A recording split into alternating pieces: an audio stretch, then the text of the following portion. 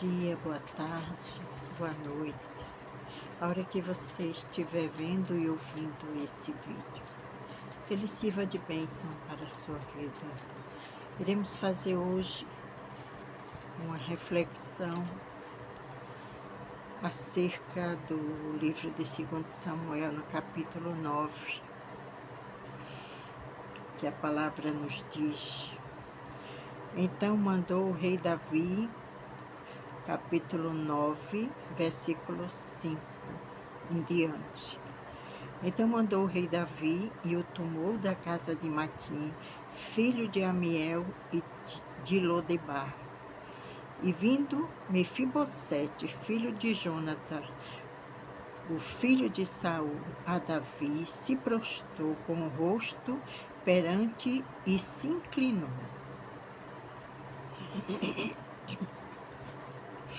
E disse Davi: Mefibosete, e ele disse: Eis aqui teu servo. Glória a Deus. Mefibosete era o filho de Jonatas, né? Como nós sabemos, Jonatã e Davi, eles tinham uma amizade muito profunda. Era uma amizade como se eles fossem irmãos. E ele prometeu a Jonatas que iria cuidar.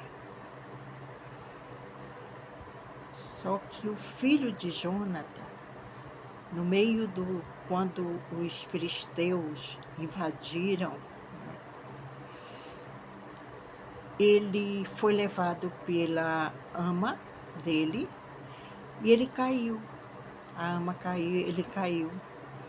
Ela deixou ele cair e ele ficou doente dos pés. Então ninguém mais queria ele.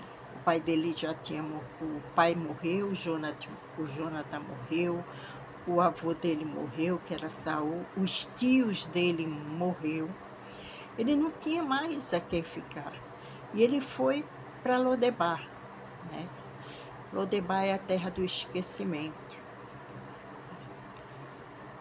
E Davi, ele perguntou se alguém sabia, se tinha alguém da casa de Jonatã a quem ele podia fazer algo por essa pessoa. E falaram que Ziba sabia, que Ziba já foi também servo de Saul. E quando Davi perguntou a Ziba se tinha alguém ainda da família de Jonatã, para que ele pudesse fazer o bem para ele, para que ele pudesse cuidar e cumprir a promessa que ele tinha feito a Jonatã. E ele disse que tinha Mefibosete, que era filho de Jonatã, mas que ele era deficiente dos pés. E disse que ele morava na casa de Maquim, lá em Lodebar. Lodebar, terra de esquecimento, terra que não tinha pessoas que se pudesse dizer que eram pessoas, geralmente eram pessoas que eram discriminadas da sociedade, né? Eram pessoas que viviam ali, que uns tinham deficiência, outros eram muito pobres, muito miserável mesmo. E ele foi e chegou lá, ele se prostrou perante Davi. Ele podia ter raiva de Davi, porque no certo, pelo certo,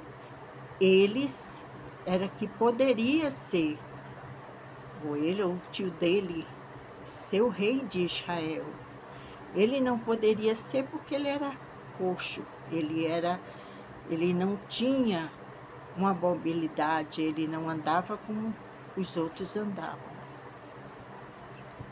Mas Davi, ele amava a Jonatã e ele prometeu que iria fazer bem a quem fosse da parte de Jonathan. E ele fez o bem a Mefibosete. Disse: tu comerás aqui na minha mesa como se foste o meu filho. E eu fico pensando assim, meditando nessa palavra. E fico pensando nas nossas vidas hoje. Quantas pessoas às vezes não te renegam. Quantas pessoas dizem que você não é nada. Você é um improvável. É um improvável. Você não vai dar para nada, que não tem, você não tem nada e vai ficar sempre assim, sem ter nada. Eles já sentenciam você. Às vezes é porque você é pobre, às vezes é porque você é uma pessoa que é escura, que tem uma pele mais escura, é uma pessoa negra, eles te discriminam por causa disso, né? E às vezes é porque você tem um alejo, um problema, e ali você é discriminado por conta disso que você tem, assim como Mefibosete foi. Mas o que eu quero dizer é que existe um Deus no céu que Ele vê. Ele vê e Ele sabe de todas as coisas. Ele conhece o teu deitar e o teu levantar. Ele sabe o que se passa dentro do teu coração. Ele conhece, Ele vê as tuas lágrimas. Ele entende o teu gemido. Muitas vezes a gente está tão desesperada, está tão atribulada, que não consegue nem falar. Só sabe gemer. Mas Deus, Ele conhece. Ele conhece o teu gemido. Ele sabe o tamanho da tua dor. Mesmo que tu esteja na terra do esquecimento, mesmo que você esteja em Lodebar, vai chegar o dia que o rei vai te mandar buscar. Vai chegar o dia que Deus vai dizer assim: vai buscar ele, ela lá em Lodebar. Vai buscar porque eu vou honrar. Porque ele é improvável, ela é improvável.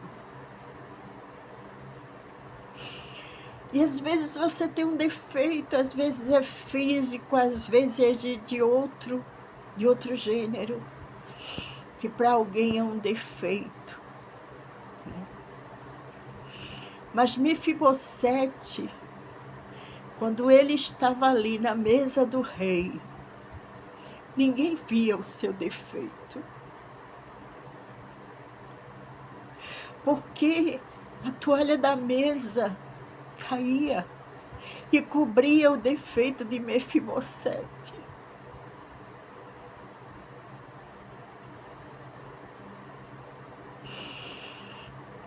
Assim como Ele faz na sua vida hoje, na minha vida. E Ele derramou o sangue dEle no Calvário e cobriu todas as nossas imperfeições. Com o sangue dEle nas nossas vidas, Ele cobriu tudo. Não tem mais nenhuma imperfeição. Assim como quando Mefibosete sentava na mesa do rei, ninguém via o defeito físico dele por causa da toalha que cobria. Assim Deus, Ele nos cobre com o sangue dele. Ele nos dá um novo nome. Ele nos faz uma nova criatura. É assim que Deus faz. Ele pega aquele que está lá desprezado, está lá no monturo, ele levanta, dá um banho de misericórdia, coloca uma roupa nova e diz: isso aqui é teu, toma que é teu. Foi o meu filho que derramou sangue por ti. Isso é teu. Chegou o tempo de honrar. Chegou o tempo de Deus honrar você na terra. Às vezes a gente passa por uma situação tão difícil e a gente olha assim, não tem mais solução. E olha para o céu e parece que o céu está de bronze. E você diz assim: Deus, até quando, Pai? Até quando? Mas há um Deus no céu que está olhando para você, que está dizendo: espera só um pouquinho mais de tempo, que o que há de vir virá e não tardará. Então que nós possamos ficar com essa imagem de Mefibosete sendo chamado. Imagine quando chegou a carruagem que foi buscar Mefibosete ali naquele lugar, um lugar de pessoas sem honra, de pessoas que viviam cheios de defeitos, cheios de problema. Mas a carruagem foi buscar. O rei mandou buscar Mefibosete. Mesmo se ninguém saiba onde você está, sempre vai aparecer alguém para dizer assim: não, ela está ali em tal lugar. E a carruagem do rei vai chegar para lhe buscar, para te levar, para que você seja honrada, para que você possa receber a sua recompensa das mãos do Senhor. Que Deus nos abençoe.